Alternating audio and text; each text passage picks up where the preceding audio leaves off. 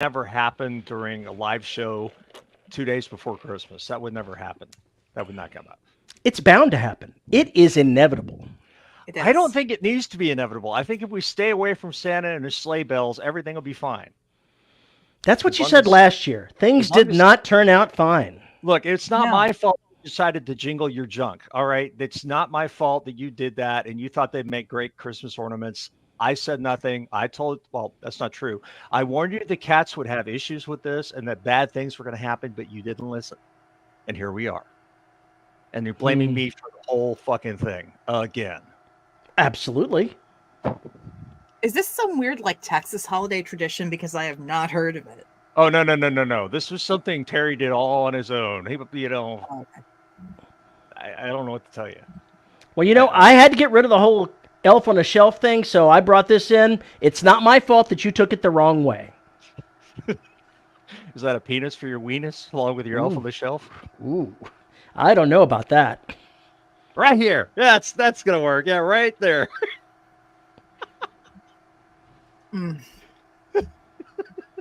It must be the holidays because wow. We should probably just move the hell on and say howdy, folks, and welcome to another episode of the Dead Robot Society. I'm Paul Equally. Joining me today, as always, Veronica Jagger and Terry Mixon. So, Antoine, you're expecting you have your wine and your Age of Empires 4. Are you going through menopause? You really went there. You really did. I did. You really did. How long have you've been waiting? What, 3 minutes to make that joke? It's better than 3 days. Well, okay, this is true. There is a Santa Claus. Right here, I have one. Yes, but he's played by Mel Gibson. Nah. What, you didn't like the Mel Gibson version of Santa Claus? I don't watch Mel Gibson. It was a decent movie with lots of violence and shooting people. So, there's that. I'm so shocked. Violent Santa Claus, that's definitely your kind of deal. And then there's Violent Night, which I still haven't seen. I really should. You know what they did for that? They basically ripped off the whole Home Alone?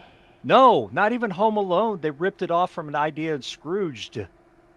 Go back and watch Scrooged. Yes, they have this whole thing where Lee Majors is Santa Claus and blowing shit up, or he's fighting for Santa Claus. I can't remember how it worked. It was like a little 30-second promo spot for an upcoming show. I've got to watch Spirited, and I've got to watch Violent Night for my Christmas. Those are my two movies that I need to see. I've seen Spirited. It was amazing.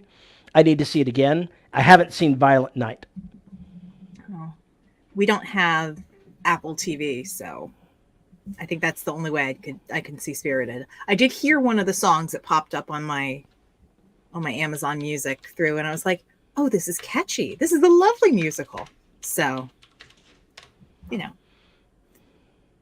But my Christmas viewing, I've already seen my Muppet Christmas Carol and sung through all of that, and then there's probably going to be watching A Christmas Story and the sequel to that, which was really good.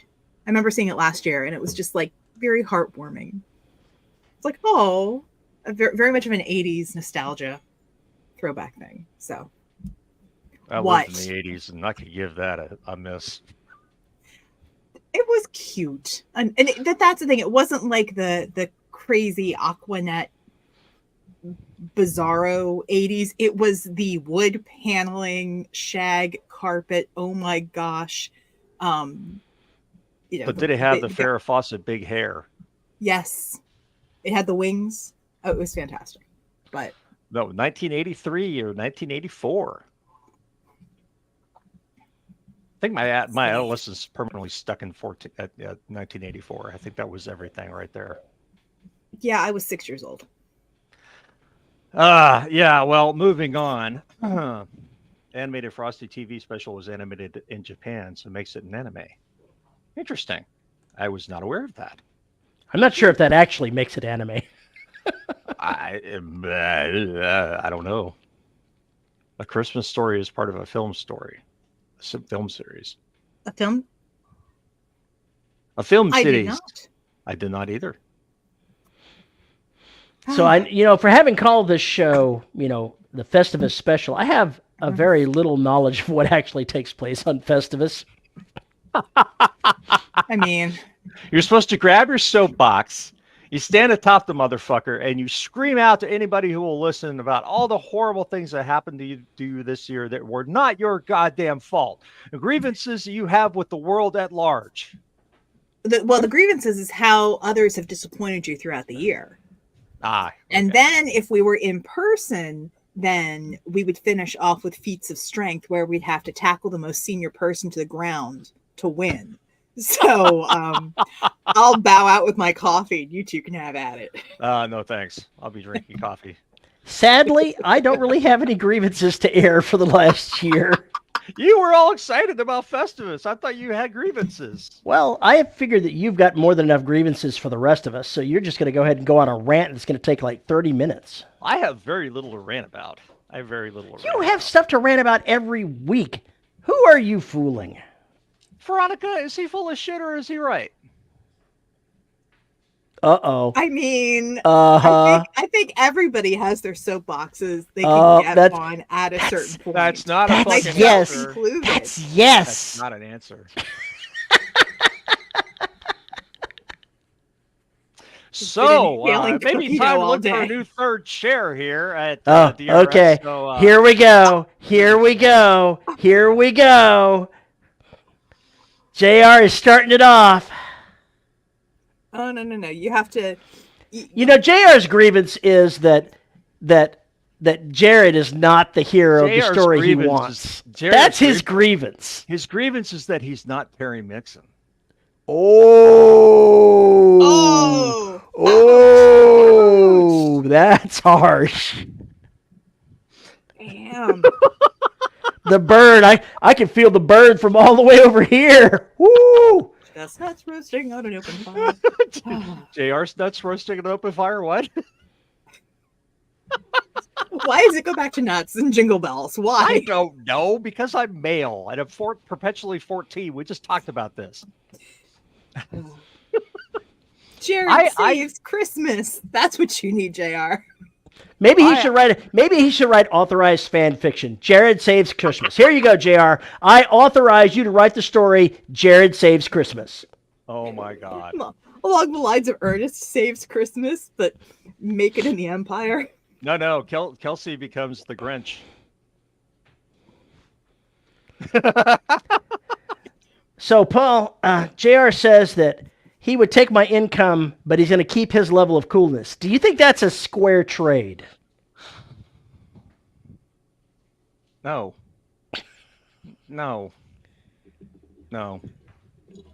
you cannot sell this story. But you could certainly use it as a freebie for your newsletter. Jared saves Christmas. I'm waiting to see this shit. Oh God. I have very little to rant about.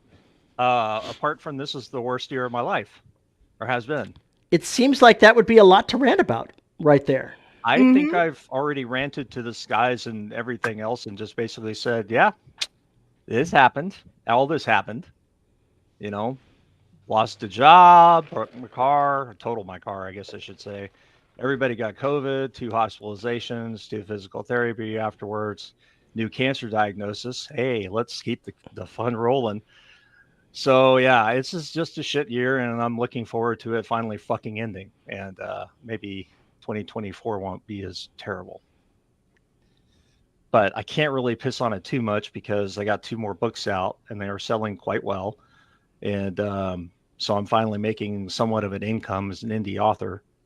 And so that all changed this year in a big way.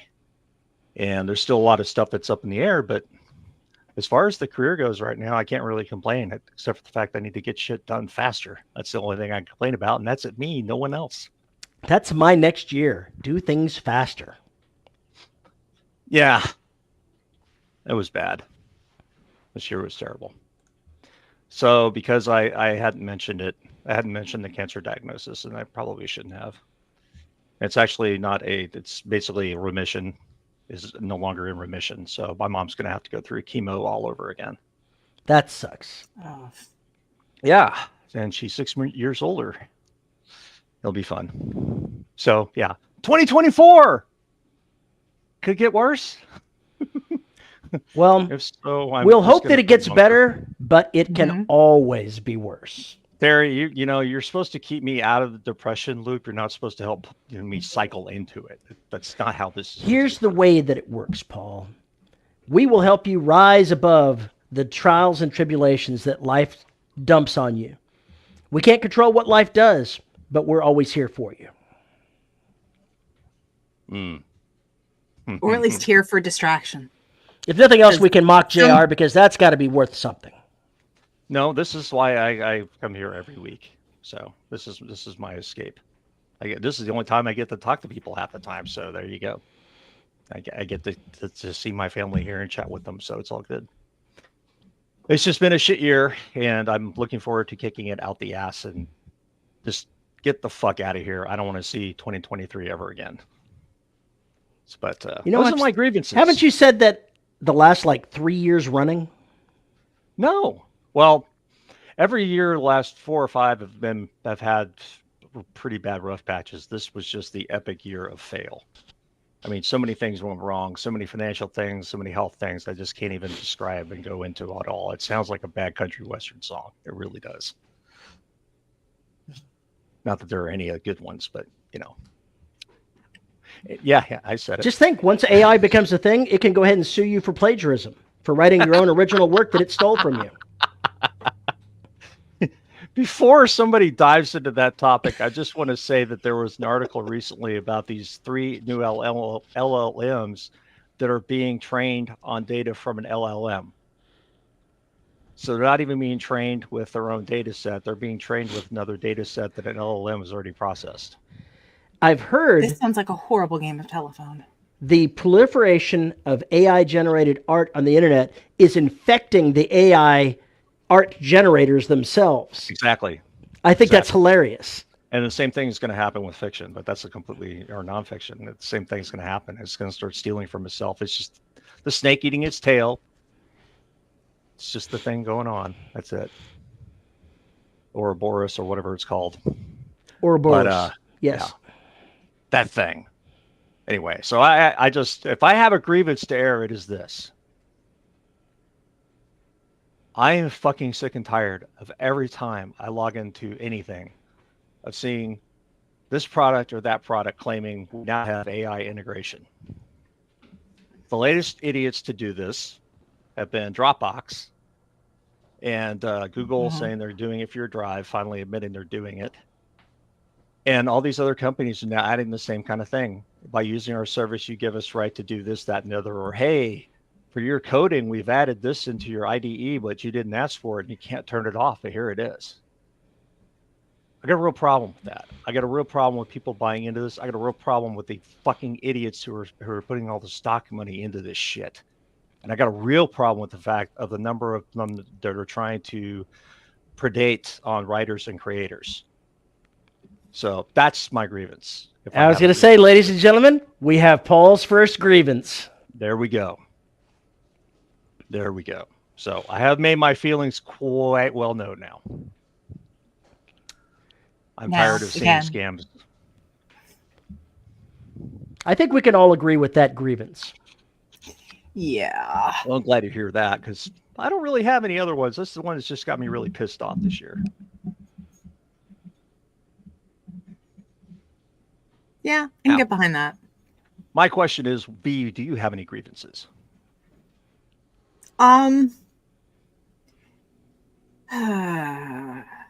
Well, against AI, the whole thing. Yeah, that I'm pissed off about. And just the whole bit of, doesn't it gonna have you do less work? If I wanted to do less work, I would choose something else to do. So, no, and I'm tired of people claiming that AI is an accessibility issue when listening literacy is important, and how something is read is just as important as it being read for comprehension. So yeah, My grievance is with myself. I mean, come on, perfectionist syndrome. My year hasn't been terrible, but it wasn't as good as last year. It wasn't as good as the year before. And a lot of that I know I can't blame anybody but myself. What? It was my fault. I'm sorry. No, trust me. You are not to blame. I stopped publishing audiobooks on my own. It's my fault. I'm sorry. Nah. No, it's a lot of it is learning. It's kind of like relearning how you function and how you work and what drives things. And unless I have a list and unless I have a plan and unless my environment is exactly how I want it, I am shit for getting stuff done. So it's follow through. It's not being scared to email people because I hate email. I hate emailing people and saying, "Hi, I'm still here. Can I have work, please? Or can you please consider me? Please, sir, may I have some more?" I hate that. I've got an embarrassing Veronica story.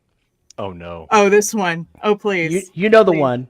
Oh, I know. It wasn't last 20 books. It was the one before that.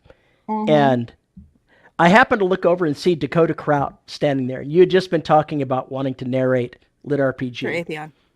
Mm-hmm. And I said, "That's Dakota Kraut over there. You should go talk to him."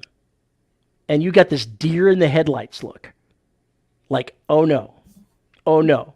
Let me finish for it. I'm almost done. And I kept poking at you and saying, "You really should go talk to him. You really should. Would you like me to introduce you?" "Yes, please."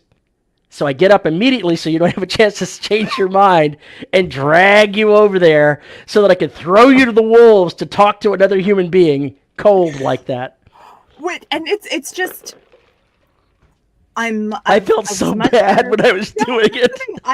I was much better about it this past 20 books than previous years and getting more comfortable with having those kind of conversations. But it's still sending emails and reminding myself that I have to send these emails to casting directors and producers and publishers. And the start of the year was just like, I kept a count. I kept a count of auditions before I landed a gig. 42 auditions. 42. And I was like, I'm not going to cry until I get to 50. I can't be really pissed until I hit 100. But 42. And even then, there were gigs that didn't pan out. I've had 2 really hard lessons this year. One is I need to read the script beforehand. Otherwise, I get stuck with a script that offends me on like some severe ideological levels, which is kind of hard to do. I mean, you have to be really, really people-y hatey to do that. But yeah, just it was an experience, and it was not cool. So I've learned to read the script beforehand before I commit to anything, and to ask more questions, and to research authors, and to get money up front. I totally think you should send. I think you should go ahead and send some notes to Chuck Tingle to see about doing his audiobooks. You know what? I would totally be. I would love to do that, and I'm not joking. It's like I like narrating that stuff. It's some of the best stuff I did. Oh, I did, Antoine. I found someone who was anti-LGBTQ plus, and considering members of family and close friends, I was like, no. It was grossly Islamophobic. Again, considering family and friends, hell no. And it was just as a rule, don't refer to women as females, because I'm going to go running the other way. Unless it's like a different... Unless it's in a scientific setting? Yes. Just, ew. But yeah, it was a not good experience. So, as a side question to that. Yeah. when I did the first Humanity Unlimited book. Oh, no. And that's No, I'm just raising this as a point there. I took current events that were going on right as I was writing that book, and I said, let me take those and make them a little bit into the future and make them worse. And not a problem. It wasn't aimed at all of Islam, but it was aimed at the agitators of it. And that it can be done. You can do something that is that way without being a bigot. Yes. Targeting is different, or being specific is better than generalization. Yeah. The bit that I had was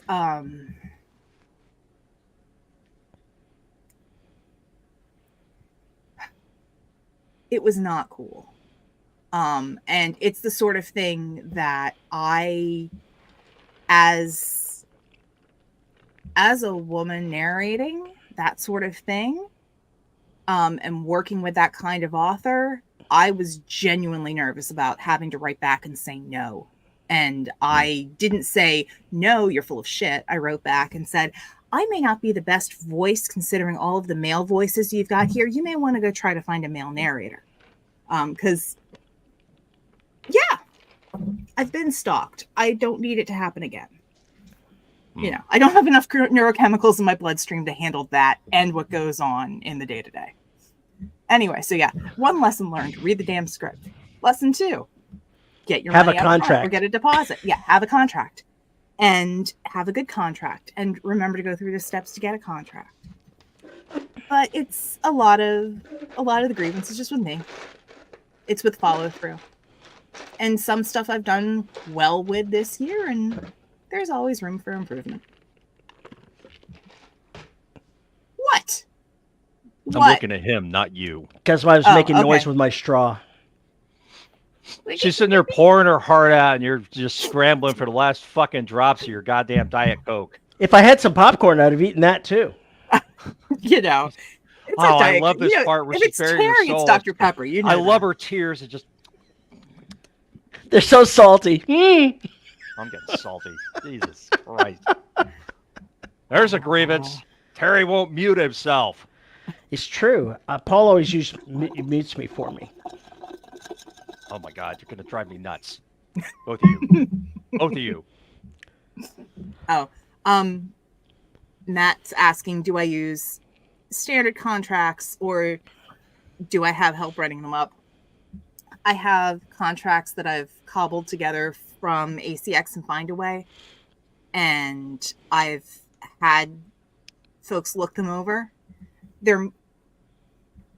While they may not hold up in a court of law, at least I have something in writing with dates and deadlines. And that's really it. It's more to make sure that stuff is down so that I know, so that the authors know what I'm expected to do and what I'm expecting of them. That's really it. Terry, you have no grievances? None? It's been an excellent year for me. Good. Come on. I have had an excellent year, and I don't really have anything that I even want to complain about. Not even Julius and his smothering? No, I love Julius. That would not be a complaint. That would be a fake complaint. No one has wronged me this year. No one has wronged me. I don't have anything that went terribly wrong that I need to complain about. It's just been a great year. I have no one to blame. Shit happens. This shit happens. I can't even blame life for wronging me because life has done me no wrong turns this year. Well, it must be nice. It's a rarity, but it's been a great year. I've just been the center of a cyclone that's been going around me and catching other people. Maybe that's what it is. You've sucked all the bad luck off of me and onto yourself. Thank you so much. Never accuse me of having sucked off anything of yours on anything, please. Well, thanks for going right. Has anybody mentioned that your mind is right there in the gutter? Is anybody else surprised by this? What about the treadmill? Oh, I love my treadmill. I do love my treadmill. I think he's talking about Terry's treadmill and the craziness. Oh, he's got grievances. So I have book 15 of Empire written. It's done. I need to read through it as I have time and then send it off to the real editor. But it's going to happen. It's done. So there's that. And you got your treadmill fixed, correct? I finally got the things adjusted on it to make it work. So now it works. And I've had not nearly as much time as I want to use it, but once I get this book done and don't have to spend all day working on the stupid book, then I can go back to doing it and listening to my audiobooks. Come here, Mr. Leo. What you doing? Captured. Flipped.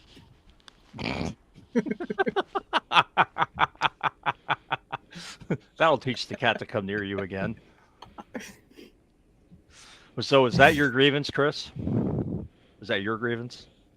Terry hasn't released an Empire book? Sounds like a grievance to me.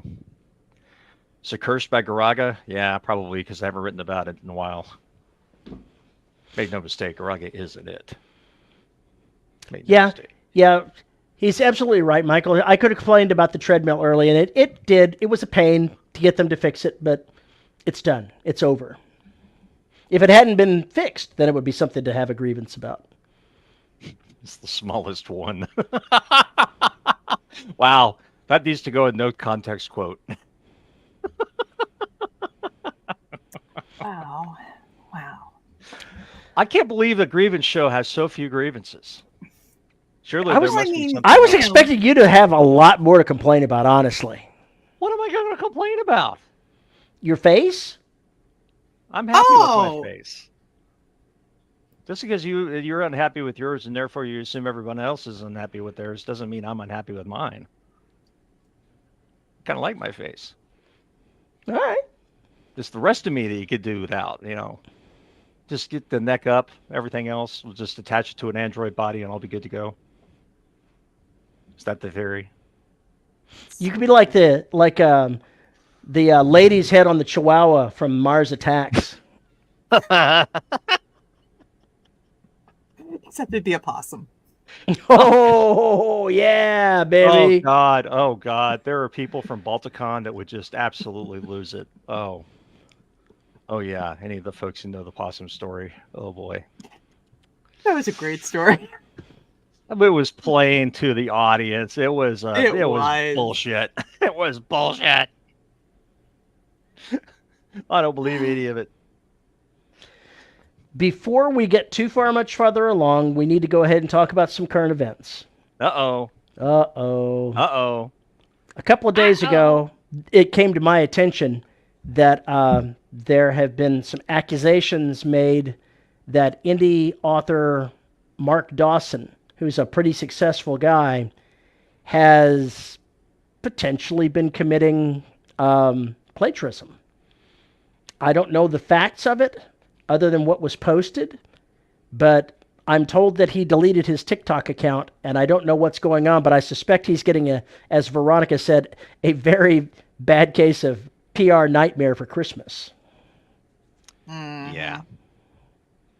Yeah. The more, I guess the weirdish thing is that the most recent post on his self-publishing blog is how authors can advertise and make money through TikTok. So irony burns occasionally. I mean, yeah. Oops. But like you, I haven't tried to do my own research because hello, time. I've just kind of gone through what's been on Reddit and it's pretty damning. And I mean, I say that as somebody who had to write up students for plagiarism and academic dishonesty cases when I worked at the university. And it's... what's there does not look good. It really doesn't. Because just taking a phrase and rearranging it doesn't make it yours. It doesn't make it unique. And the certain word choices and turns of phrase, that plays into author voice. And it's weird. It's just, it's there's definitely going to be more to it. And while I would expect anyone in that situation to stay silent, you can't stay silent for too long. Because, excuse me, he's a big name in the indie community, and other big names in the indie community have given him a lot of leeway and a lot of endorsements. So if he's not being asked to answer in public, someone is definitely calling him out in private and saying, dude, what the hell? And all we can do is speculate. Yeah. Yeah. And, you know, really, from my standpoint, I got no dog in this fight. I know I've seen the evidence, so to speak, and I'm with V. It doesn't look good. But I don't know anything about Mark Dawson. I've never read any of his books. I am completely ignorant of anything about anything. So I have no opinion. Besides waiting. That's it. I paid for his Ads for Authors course and some other courses, but I haven't read any of his works myself. I haven't listened to the damn course either. My Lord. Well, it seems like he was sounds like he was successful though with TikTok. It worked. I said was. I said was. It's one of the things about plagiarism is that there is a line in the sand that you can come up to in giving homage to other writers, or inadvertently or even advertently recycling some of the things and ways they speak without actually crossing the line into being a plagiarist. For example, one of the lines, a turn of phrase that I heard, that I will end you. If you do this, I will end you. And I like that turn of phrase. So I've used that before as well. I have no idea where I heard it. And we all consume lots of things, and they percolate around in our brain. And sometimes they come out and you go, gosh, that's nice. I wonder if I read that somewhere, got it somewhere. If you have to go copy something, you are a plagiarist. If you perhaps remember a turn of phrase and it comes back out in your writing, you're probably okay. I've had somebody go before and go, wait a minute, I've heard that line. Did somebody else use that line before? And I'm like, did they? Where and what? Because you're going to come across, like he's saying, that phrase is just in the common parlance. There's also certain phrases that you're going to see again and again in science fiction or fantasy. There's just no way around it. And there's certain ways you're going to put words together to describe certain items. They're going to be the same. There's no way around it. If you sit down at the helm and go, engage, you may be guilty of plagiarism. I'm being serious there. The context matters.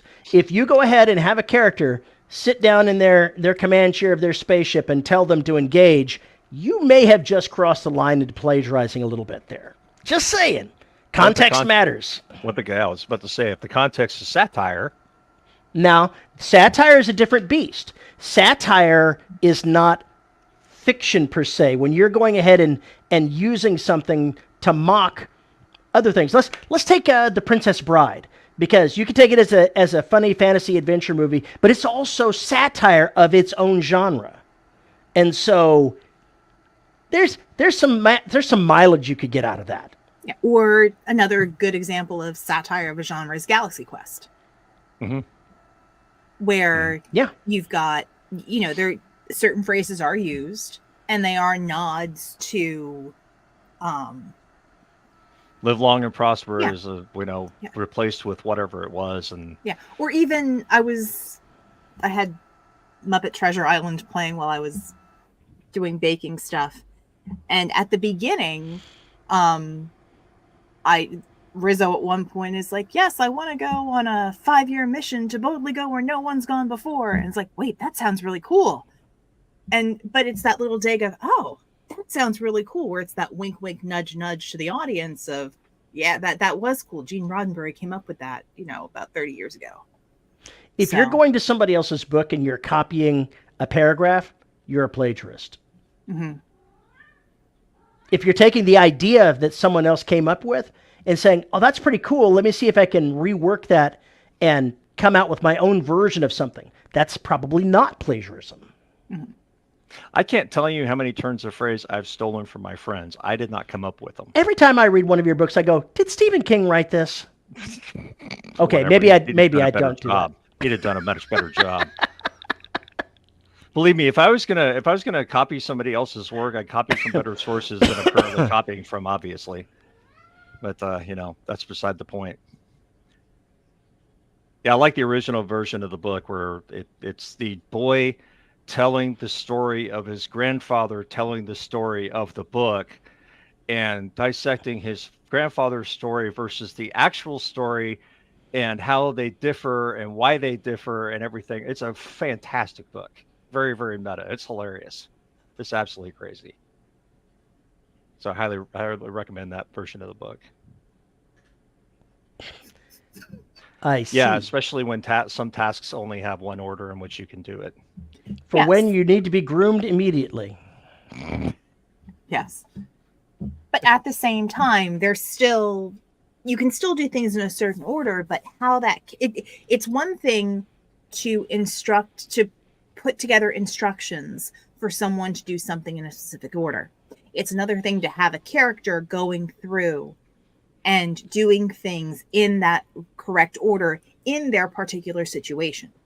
Because then it may be less about what the exact steps that the character is doing, but how they're feeling or what they're perceiving as they're carrying out those steps. So it's...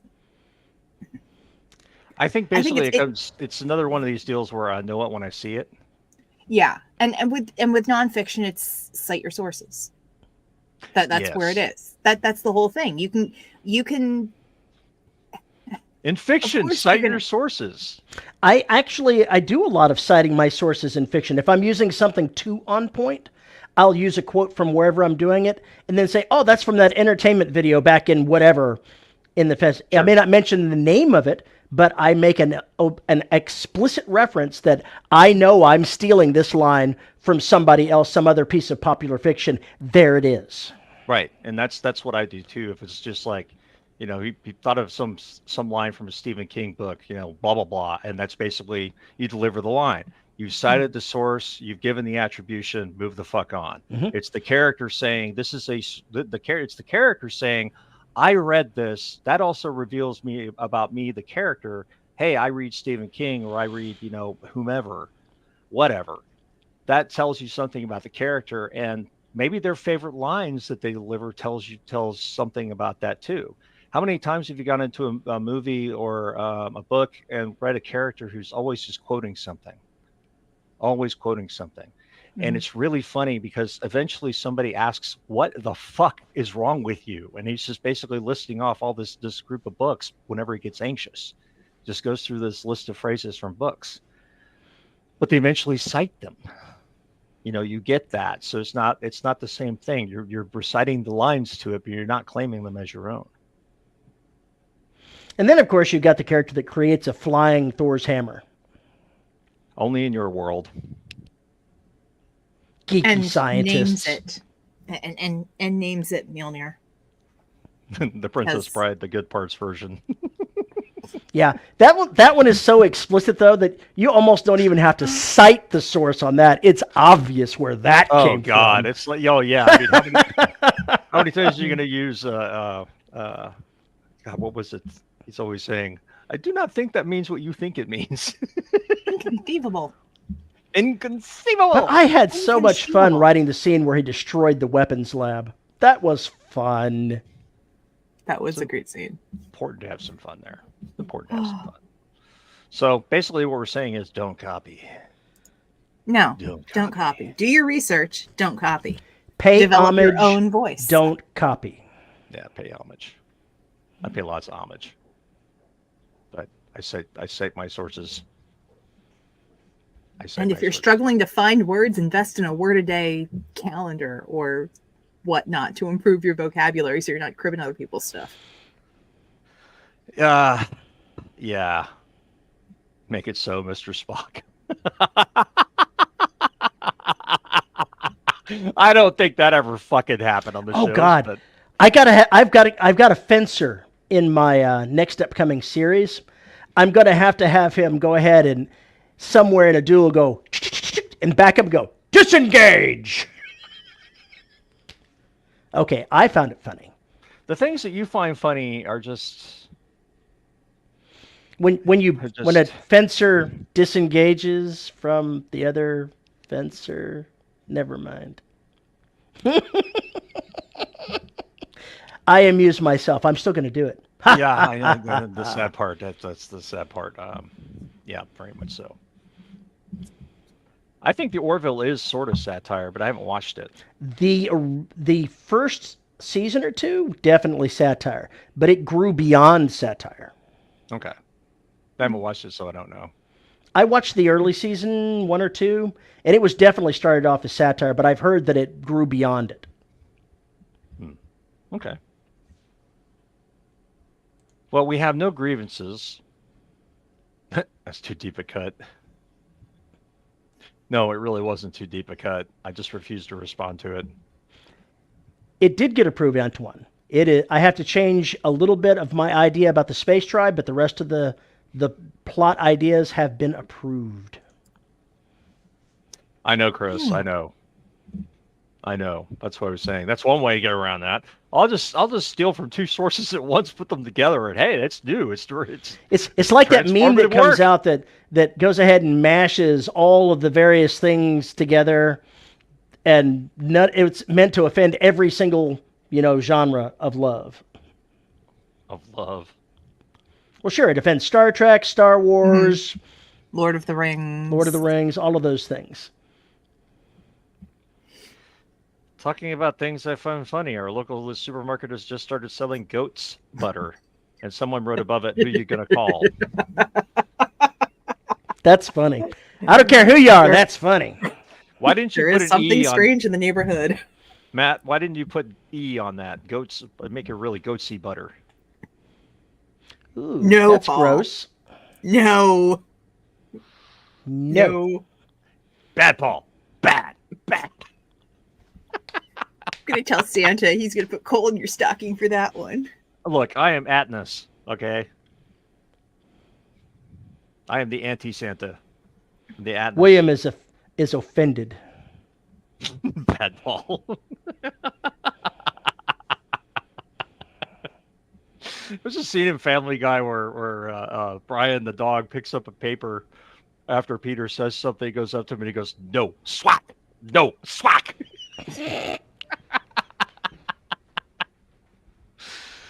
Krampus.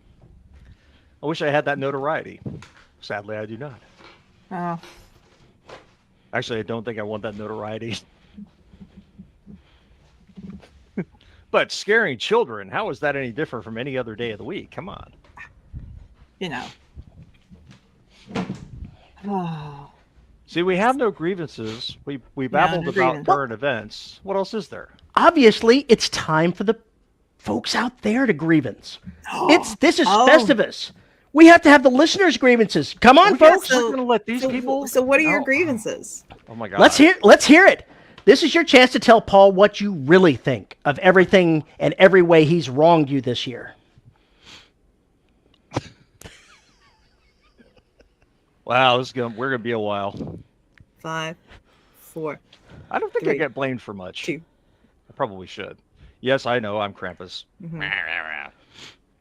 Better with a K than a C. You need one of those the headbands with big old horns on them.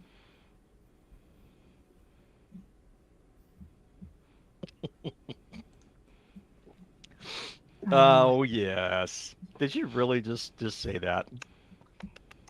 Okay, well, I had to bust out a /ref. What do you want from me, man? You don't frequent /. The Goatsy comment has caused a lot of controversy apparently in chat. They did not like that at all. No. I think we should move all post-apocalyptic fiction into the current events section. Yeah.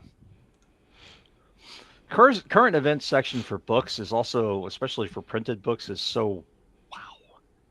such a mind-boggling concept at this point because of how late they will be on any topic. Because new information is constantly coming in. Oh man, that would be hell to be a nonfiction market. Well, and how slow traditional publishing is. So yeah, couple the two things together. Yeah, they just got the book out about all the folks trying to go ahead and rush Area 51. It just now got that book out. It just came out this year.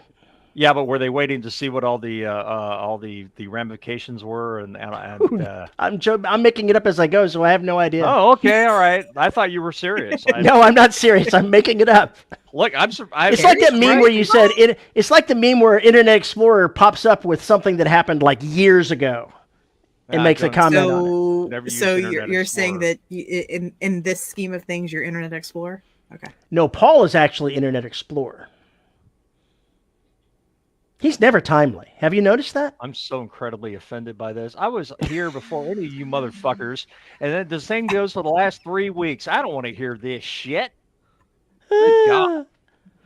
I have a grievance. Harry is completely full of shit. Antoine says, I can't complain. I got a new job with better pay in the same department. My only grievance is my manager is not a good ATV team development. Oh, team development. So the manager is not good at team development. Yeah, and I'm halfway through the MBA. Hey, well, hope he gets better, man.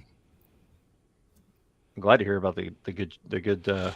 Well, we could all come up with ideas for team building exercises that are horrifying to even consider. Trust exercise. Trust exercise. The ropes course. Oh my God. Let me tell you, when I started working for United Space Alliance back in 98 or 99 when I started there was almost a month of getting to know the company, the culture, and whatnot. And part of what they did with the new hires was they did stuff like play games to help build teamwork and that sort of thing.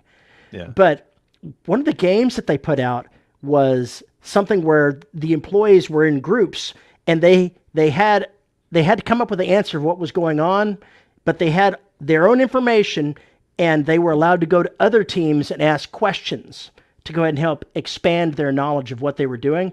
And one of the other teams was going around and asking questions that were wildly off base to just drag the other teams away from where they were going. When the instructor found out, he lost his shit so hard. It was amazing. Oh, boy. Well, that's frightening. 94. Holy shit. He was 4 in 98. 4 in 98. Yes. So you're that means you're slightly younger than my youngest sister. That's frightening. So frightening. My oldest girl was born in 80. She's got her oldest child, I think, may have been born around 90. No, her oldest child was born in 2000 because I was in Moscow when he was born. So yeah, my grandson is close to your age. Close. What Terry just revealed is he's old as shit. That's what he just revealed. 1 year away from 60, baby. 60's the new 40. The sad part is you're not that much older than me. That's the really terrifying part. Not that much. But I look good. You, on the other hand, I got to tell you, man, that's another grievance I have. You look terrible on HD. Your grievance is still pissed. I had to cancel my trip to 20 books at the last minute. That would kind of tick me off too, dude. That's a valid and ugh. I was going over to be a system administrator for flight controllers that were working at the Russian Mission Control Center. So I was working inside the Russian Mission Control Center during 99 through 2000, a total of 6 months. His code name was Flying Squirrel. Excuse right. me? That's totally right. His code name for Mr. Mixon's Flying Squirrel. Flying Squirrel? No one knew where we hid the nuts. I have no fucking response to that whatsoever. Wow. And it all comes full circle. And it all comes full circle. This is so bad. All right, listeners, help us out here, man. We've obviously lost the goddamn thread. I blame it on the holidays. There was a thread? I have to go ahead and tell you this, V. This is mildly oversharing. But I'm going to do it anyway. Since I was over there for such an extended period of time, my wife and I, of course, had, romantic conversations over the phone. And we made explicit commentary to the KGB agents that we thought were monitoring us while we were in progress.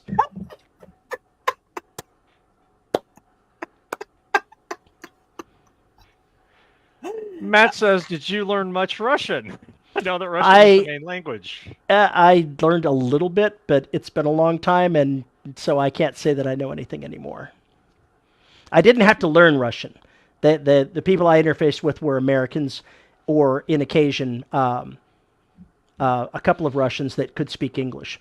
I did get an opportunity to go retrieve a computer that was sitting, an American computer that was sitting in the actual Russian mission control room.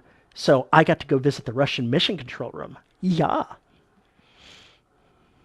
Was it all austere and have? It was dark and gritty and grim. That's how. As you walked in, do you hear the strains of the Russian national anthem, and then in the back of my mind, I was hearing it. Yes. And then he heard Sean Connery speak. Yeah, he says, KGB. Yikes. Actually, I think at the time they were still the FSB at the time, but you get the idea. Yeah, they'd be FSB. Would have been anyway. Wow, that's frightening. I should have made comments to Ilia. Ilia, are you listening? Ilia, this is for you. I want to sprinkle vodka all over you. Ooh, now we're getting into Russian kinks, are we? That just sounds like, another Thursday night, depending upon who's over there. So I want to tickle you with my Star Spangled Banner. Oh, wait, we're getting into the boys now, I think. Hey, you got to watch out here. Oh, man. You're going to make them stand up and salute. Jesus Christ. Okay, I broke. I'm done. I'm fucking done with this topic. What else do you people do? What do you know? Who are you people? It's all Terry's fault. I seriously thought he had a list of grievances. He gave me that idea from last week since he couldn't wait for it to be Festivus. I mean, there's always a grievance there. He says it's wild that his mom is older than Terry. No, what would be wild is if your mom were younger than me.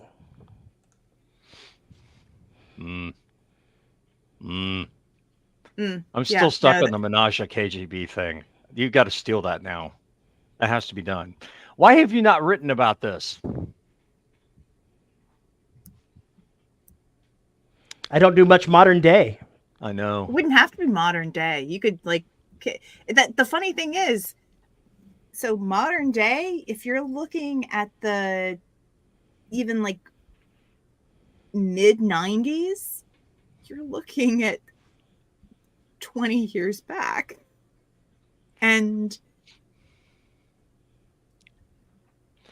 oh dear God, I do not want to know how we improvise with potatoes. Now, see, the fun part here of doing that would be if, you made some comment about something and then the next day an unmarked package relating to it showed up on the doorstep of the apartment in Moscow. That would have been hilarious.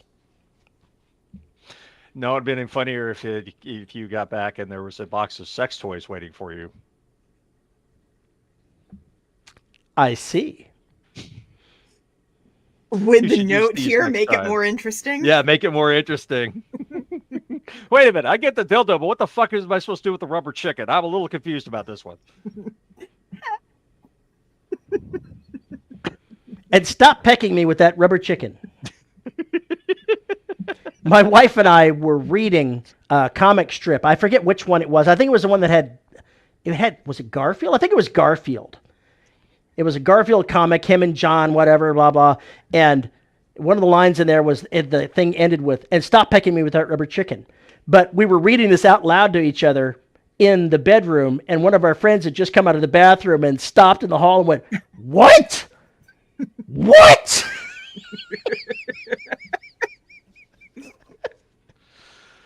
Oh, no, really, boy. Rubber chicken is code for. It's code?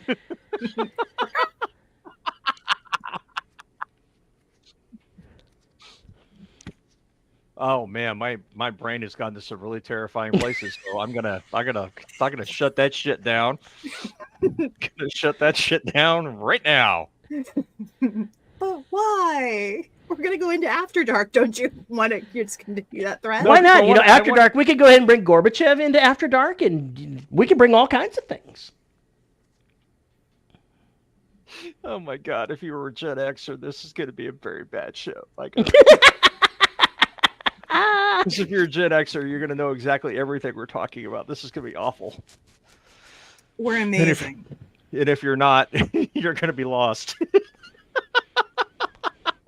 there it is. God damn it. I said we will probably get through a show without him saying butt stuff. And here we are. We win. You let me down, Antoine. You let me down, man. Let me down. I have a grievance. that you're getting too much butt stuff? Is that your grievance? Or it's not frequent enough. I mean, what is it? There's not enough lubrication? We only meet up once a week. I mean, how could you possibly be enough butt stuff? It's once a week. I mean, come on. One comment, no less. You couldn't resist. I can't resist your butt stuff. It's irresistible. Oh boy, for more Mistress Simply irresistible. She's so fine. There we go. See, you know the words. I never cared about the words. That's just me.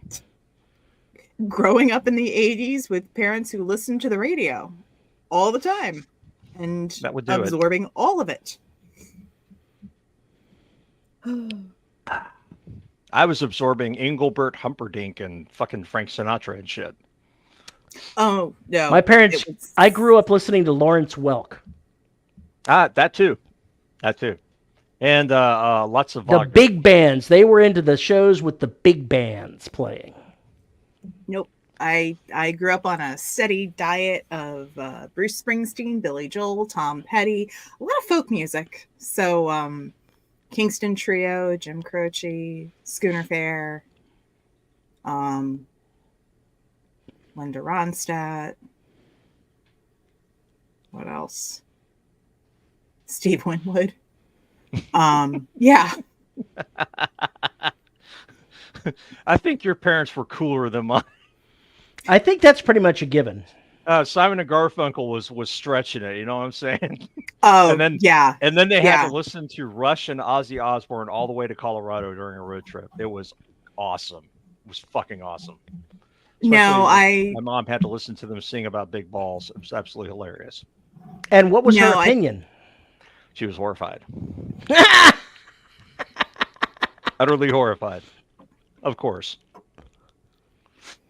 Well, if you have a question or comment about our grievances or the other crazy things that we didn't do in this show, you can send an email to show@deadrobotsociety.com. You can find me on Mastodon at Paul_E_Cooley at BYRSE.social. You can find us on Facebook at the... I had it in my head and it's gone. I really need to write this one down. Help me.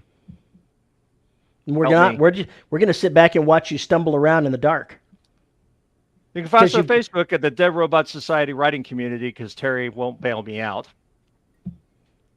You can find us on YouTube at youtube.com/DRS podcast, where we do this show live every Saturday at 3 p.m. CST. Like and subscribe, so make sure you're always get notified when we go live.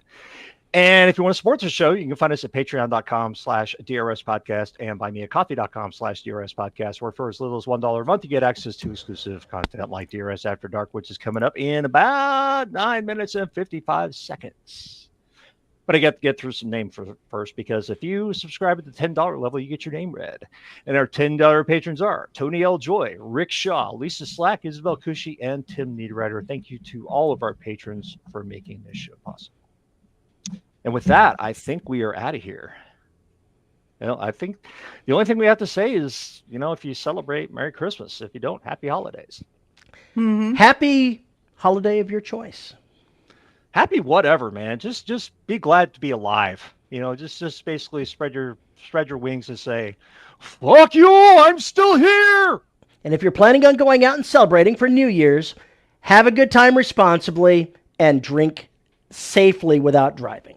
We'll get another chance to make that particular piece. Yes, we'll get another chance to make that. But it's Will we? totally okay if you have to retreat from your family. You can do that. I give you permission to run off and hide and listen to old DRS episodes if you got to cope.